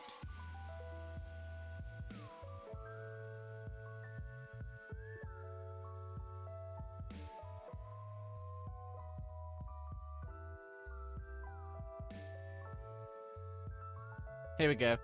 So, because my hair was so damaged, we cut it all off to this short length, so that I could start again, basically growing my hair from the beginning again because it was just so damaged.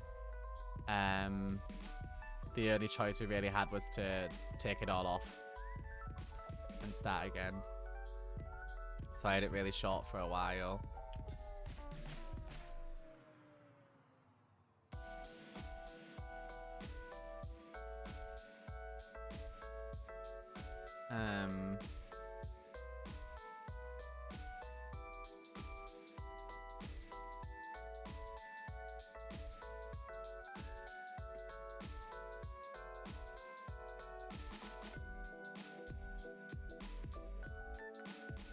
I miss your orange hair. Well, I still have ginger hair. It's just a bit darker than before. Bye, Patch. Thank you for coming.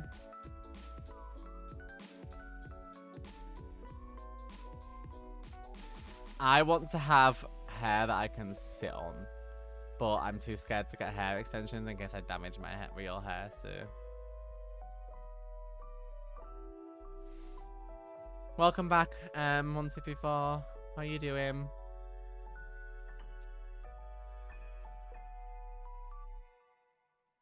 Yeah, I think the darker hair looks nicer too, I agree. I've considered getting this dark ginger everywhere though, instead of having the brown first. I've considered just getting this dark ginger, like, across my whole head next time, so it's just all that colour, but we'll see. I'm sorry to hear that you're not doing too good.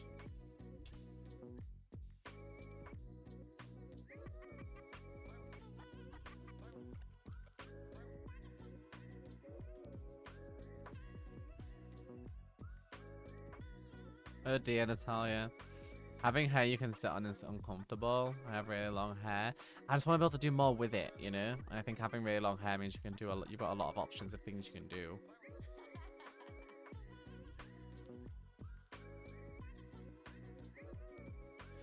The problem, as I said, is I don't want to get like extensions. I've considered getting extensions, but I'm worried about damaging my hair.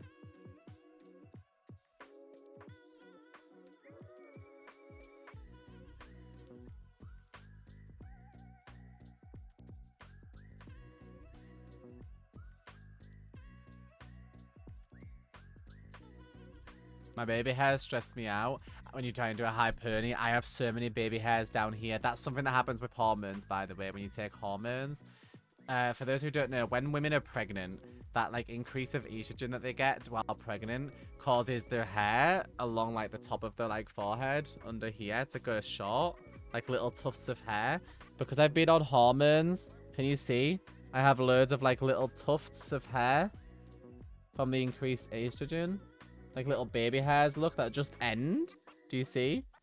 Like loads of just like little baby hairs at the sides that just end. This is something I had no idea would happen. It's the same thing that happens when you're pregnant from the increased estrogen. But yeah, I just have loads of like these little like bits of baby hair that just stop growing underneath my bangs. I don't really care, but yeah, that's something that happens as well.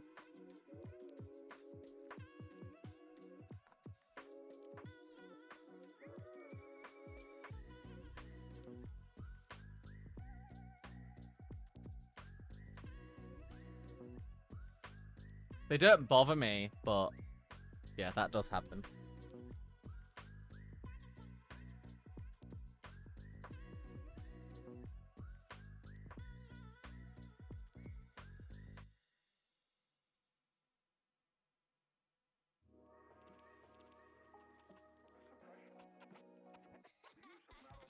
Yeah, if I was going to have extensions, I would probably have, like, the keratin ones, but I'm not sure if I want to, because, like I said, I don't want to accidentally damage my own hair. I know you have them replaced regularly, so, like, as long as you follow all the proper steps, you should be fine. I know a lot of people that do have them, and they're all their hairs are fine, but it's expensive.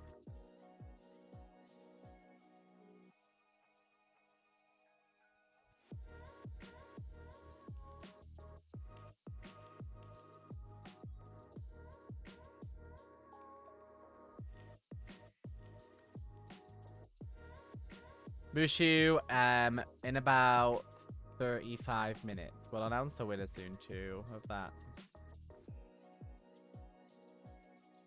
And I'll let James ping my Discord one last time to say that we're announcing it, so if people have left, they can come back to find out. I'll probably look like a potato because it'll be big. Wait, what will be? 9 MB templates. What does that mean? Is that like a hair type? Or something? Sorry, I'm not very good with this.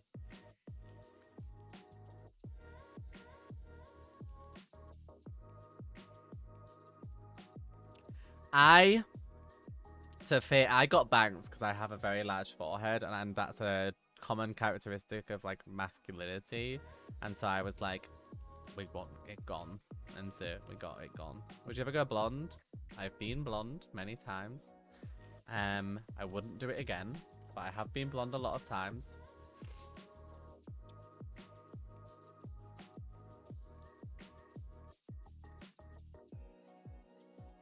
See if I can find a picture.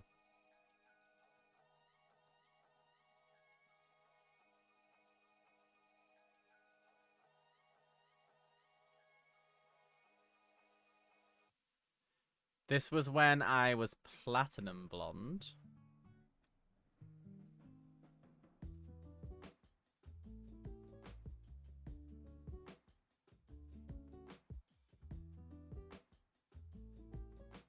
And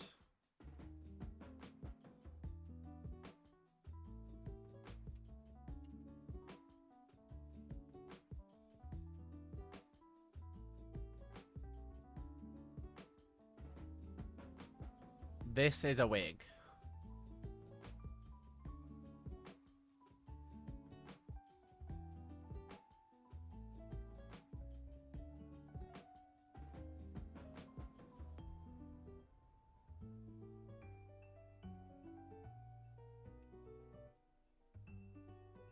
But yeah, I've had blonde hair before.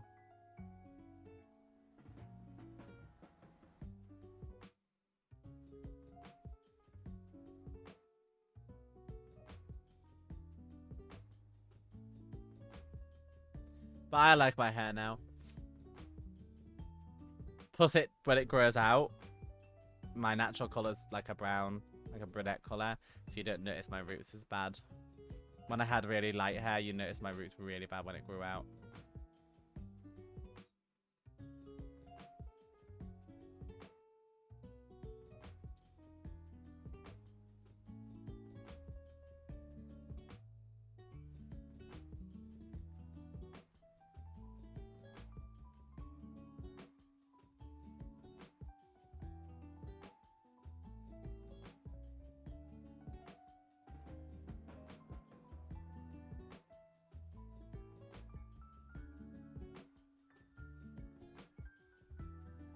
The problem with with being blonde is that when I was blonde, I liked to be blonde, you know, and so when the roots grew out, it looks really horrible. I didn't like it. I like having dark hair, but I always like to have the orange tones in there too, like the ginger. I mean, my hair is ombre right now, obviously. So.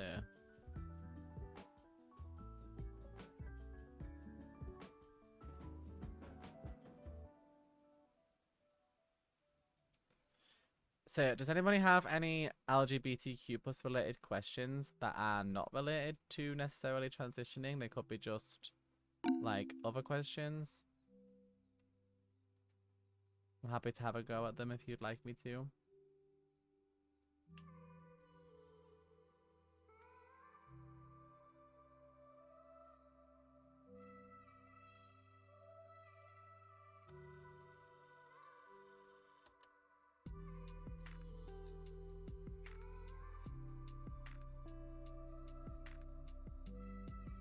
Well, Faye, you definitely won't be alone. There's 8 billion people in this world.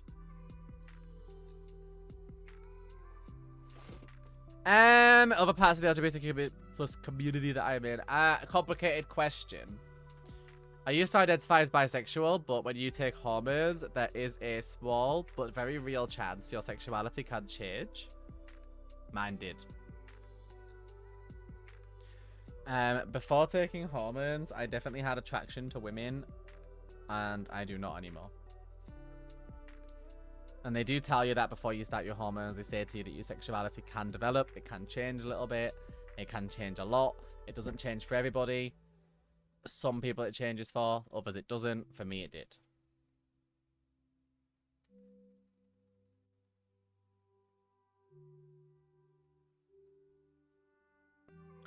So I guess for all intents and purposes, the only part I'm really in now is the trans part.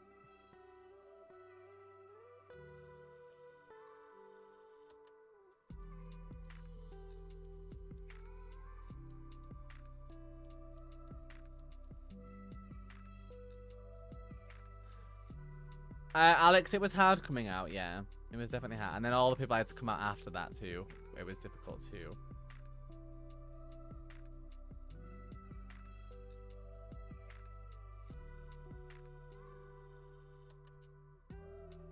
So...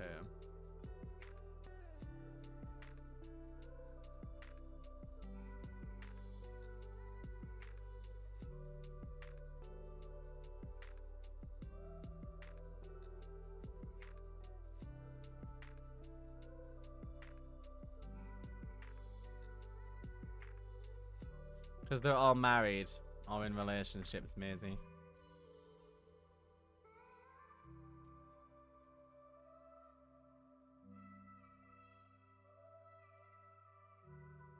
I have lots of LGBTQ plus friends.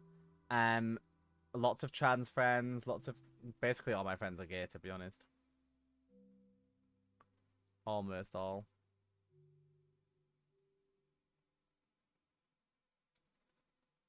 I'm panromantic and people have asked what it means. I try to explain it, but they seem to not get it. I don't think I'm explaining correctly for them, and I feel bad. How do I try to explain it in a way that they may be able to understand? Well, romance obviously denotes that you know, relationship style feelings, you know, romantic feelings for somebody do not have to necessarily be sexual feelings. So obviously it's separate to sexuality. They may prefer to Google it, to be honest with you, but you know, you can express that you're interested to have romantic relationships with everybody, but that doesn't necessarily mean you want to have intimate relationships with them. I made the decision on my own, Cuddly. Back when I came out, YouTube was still new. The internet was still like growing. I didn't really know anybody at that time who could encourage me to come out. I did it because I wanted to.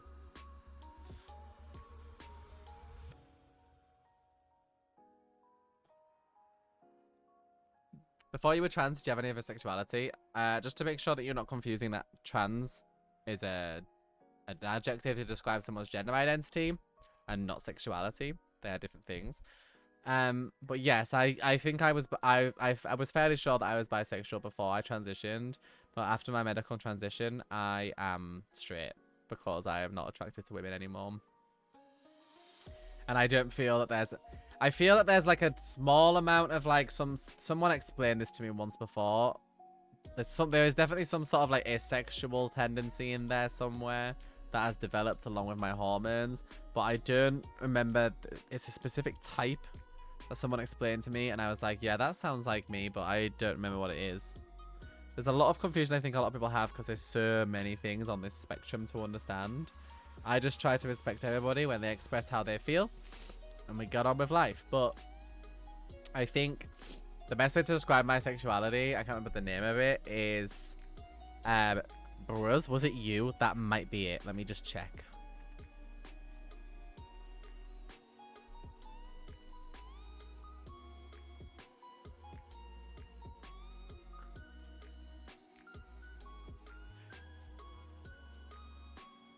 That's the one. That's the one. Abrosexual. That's what someone described me as, and I was like, you right.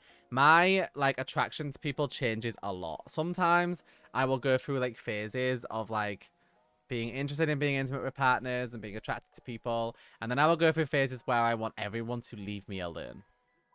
And I have no attraction to anybody whatsoever, and I'm happy as I am. It's very complicated. I don't really understand it myself.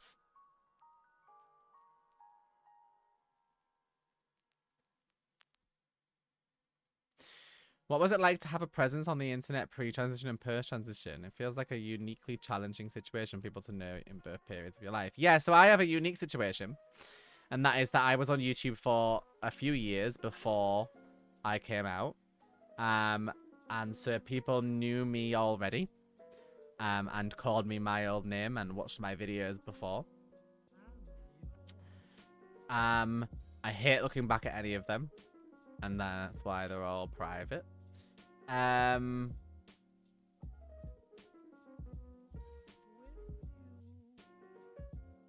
My first ever coming out video is still on the internet, even though I was only like 14, 15, 16, something like that. And I would never rewatch it. I've never been able to. I've never watched it since the day I posted it. I just recorded it that day and posted it. I never watched it back. I left it there purely as a marker, I guess, for the point that things changed for me. But it's been a weird experience. Sometimes do I wish people didn't know I was trans and I just sort of was here and everyone just assumed that I was just like everybody else. Yeah, sometimes there are times when I wish that I was just a female content creator and no one questioned it or knew that I was trans. Because there are times when I would rather just have that all be private and just, you know, carry on. But then there's times where I feel really strong and glad that people can take stuff from my experiences and from my journey with them and learn from it. So, you know, it's a complicated thing to explain because the way I'm treated has changed a lot over the years. When I first came out, people were very supportive, really. I had a lot of unsupportive people too, but the majority were supportive. It's hard to know, though,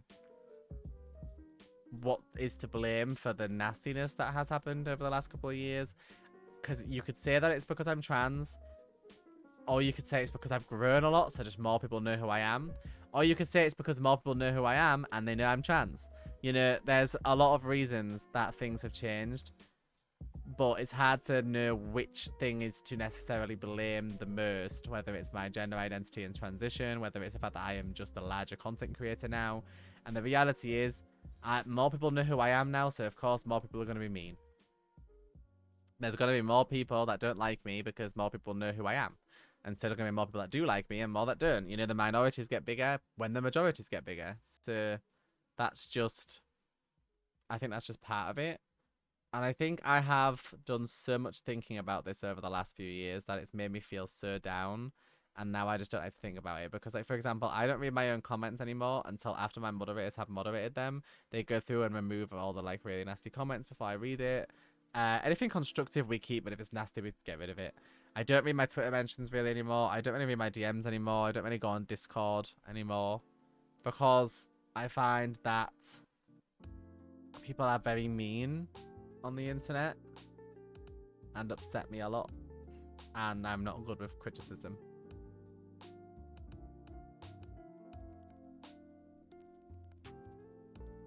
Oh, Ginger Spiders, I'm really glad. That makes me really happy to hear. I'm really happy for you. There's definitely been difficulty come from the trans culture war.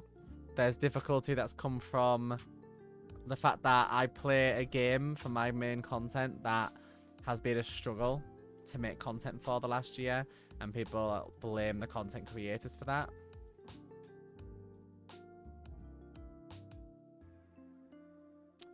I get blamed a lot for that, even though I have nothing really to do with it. And then the trans thing, there's a lot of things people can be mad about, so kind of just the way it is. James, do you want to tell my Discord we're going to pick the winner, if you don't mind? I think I've come to a point in my life where I've got to realize that I need to do me and do what I want to do and make myself happy. And it's not easy. I won't pretend that it is. But sometimes that's what you gotta do. Nobody else is ever going to come along, wave a magic wand, and fix all your problems in life. You have to be the one that stands up and makes change if you want change. And coming to terms with that in my life has been hard, but that's the way it is.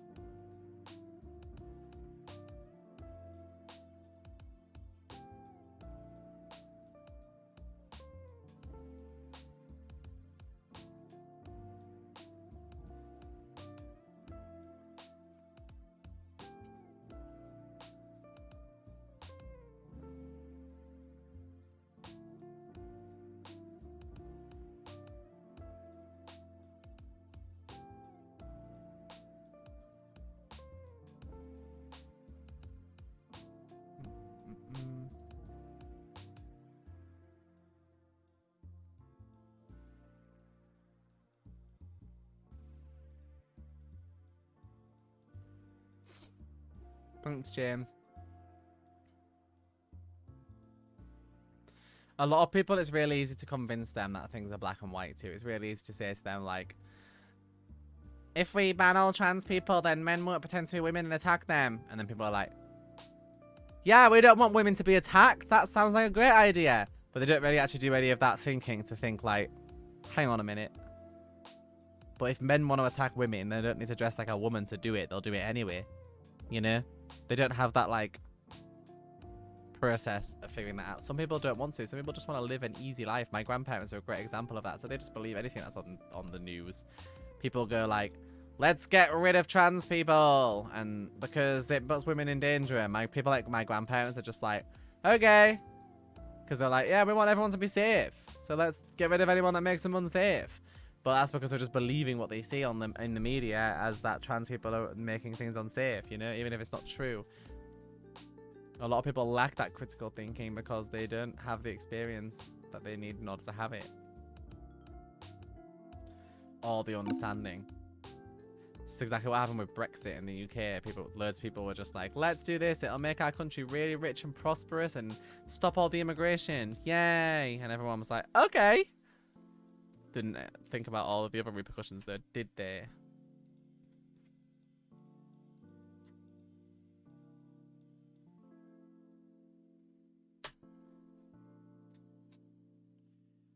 People are complicated creatures. And it's very easy to convince people who are naive to believe in something that is likely not true. To...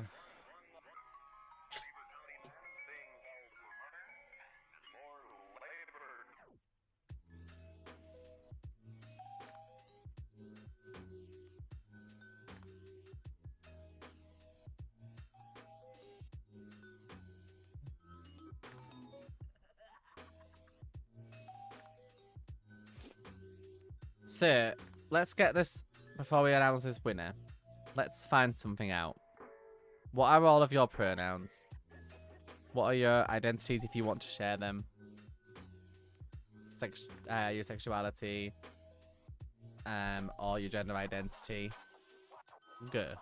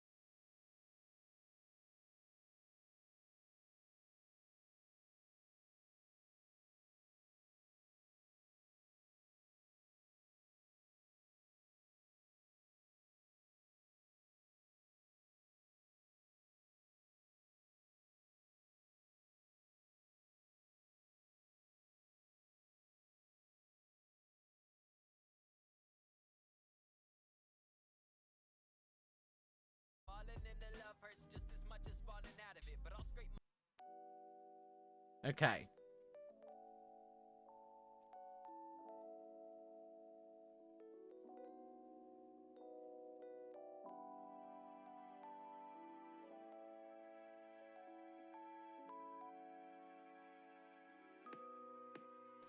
I'm so confused.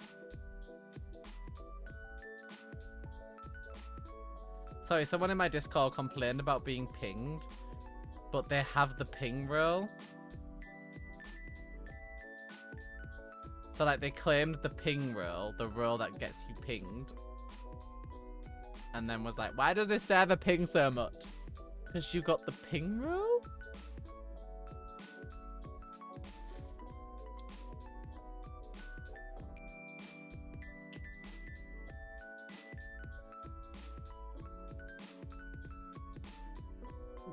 Anyway, I recently learned more about being Demi. I don't know much, to be honest. There's still so much I need to learn about. I'm straight, he, him.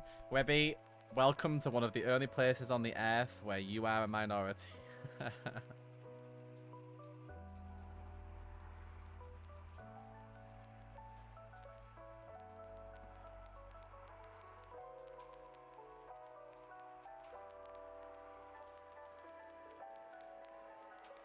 They already left the Discord server, so we don't get a chance to help them turn it off.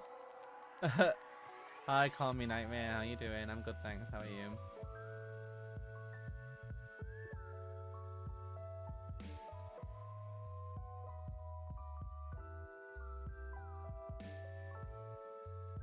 No, that's funny. Yeah, they left the server before I could tell them how to unclaim the role, so that's why I was like,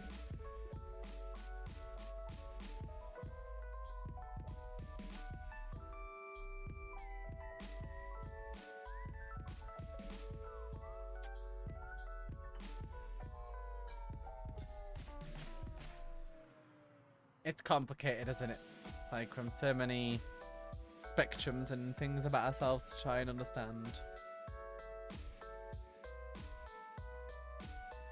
Does anybody have any final questions? Thank you for sharing with me about your identities and things too. We're coming up on the end of the stream, so is there anything else you would like to share with me or ask?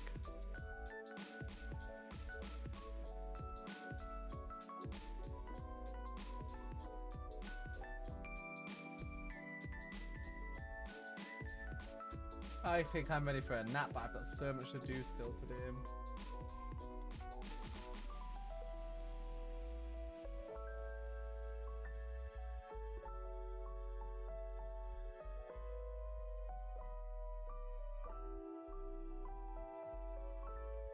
What do you do in LGBT month? You mean like Pride month? I stay in my house, just like I do all the time. I don't know if I feel safer or not, because it's nice to have people talking about stuff, but there's also a lot of backlash that happens, so I just stay in my house all the time, to be honest. What is the hardest thing you've come to terms with in regards to your own identity? But there's always going to be people that hate me who don't even know me. That decide they hate me before they even meet me. Or know anything about me. And that I have to just accept that. Webby, I tweeted about moving to America and everybody told me not to. So you're going to have to, if you want me to move to where you are, you're going to have to tell them off. I have a question for the chat. Who is ready to find out the winner? Who is ready to find out the winner? James asks.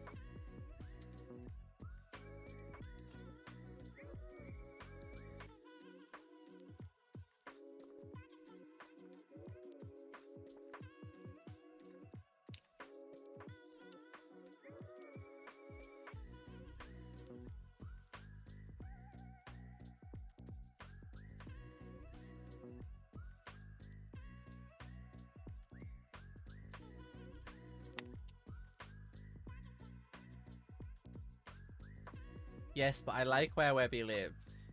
It sucks that people are like, you can't go there because you're trans. Like, why does the world have to be this way?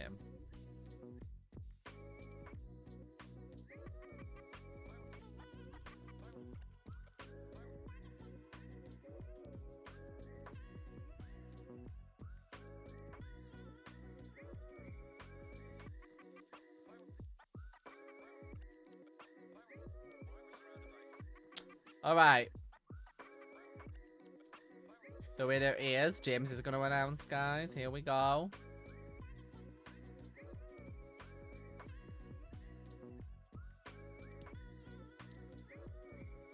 Bye, Alex Sparkles. See you later.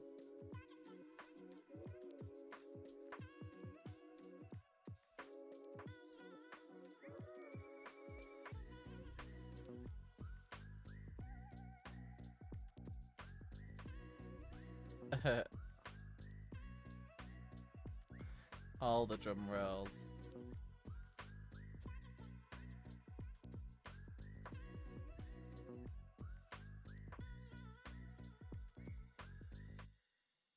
Yeah, but Webby, that doesn't mean it's necessarily lovely for trans people. Oh, Sour Cherries, are you here? Congrats.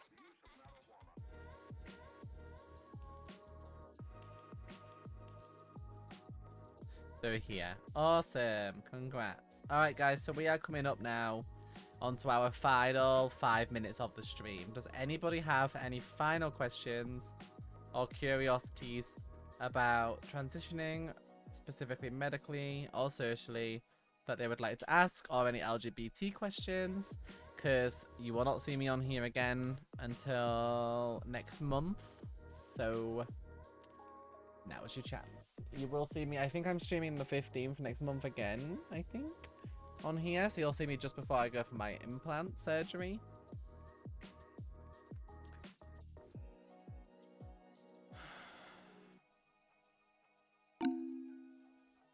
Thanks for following. Sorry that I've been a bit today, guys. I've been feeling at sleep, as you can tell, and I've been feeling really sad about the whole like Brianna Gay thing, and just the state of the world right now for trans people.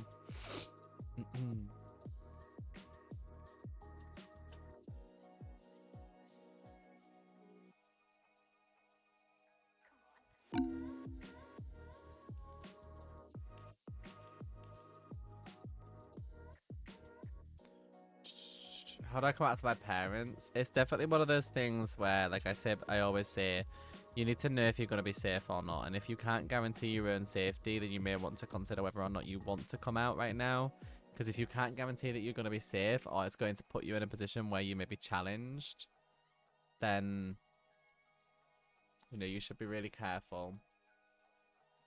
Yeah, if you like the storylines that we write, and you want to see some LGBT storylines that are coming up soon, in our roleplay, then what James just said in the chat is a good message for you, because our new roleplay episode is going live, which you can pin if you want, James, just as we end.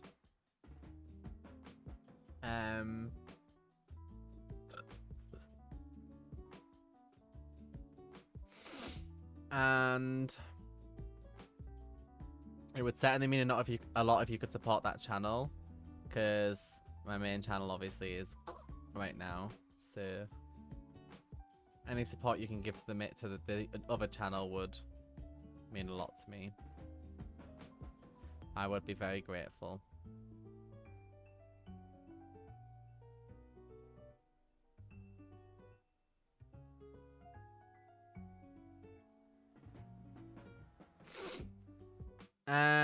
Yes, goodbye, see you later. Maisie, have a good night.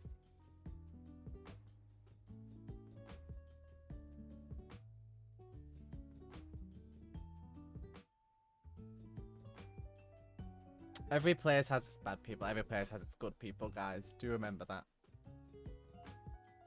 I'm glad you came for the support, Natalia. I appreciate it. We're very grateful. Make sure you guys follow the It Gets Better account, by the way, because they do streams with other content creators, not just me. There are a ton of people that come and share their experiences. Trans people, people of varying sexualities, allies, and all sorts of stuff come and join in, and they are all wonderful, and I really encourage you guys to come and check it out, because there's so much you could learn.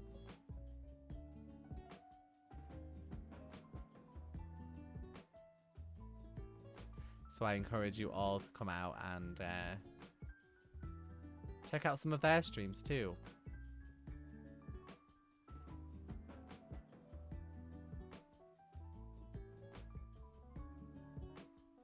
Thanks, Gracie. That's very sweet.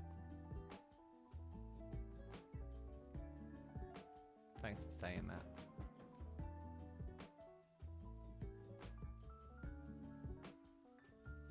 Yeah, that's very sweet, Ugra. Thank you. Thanks, Minty.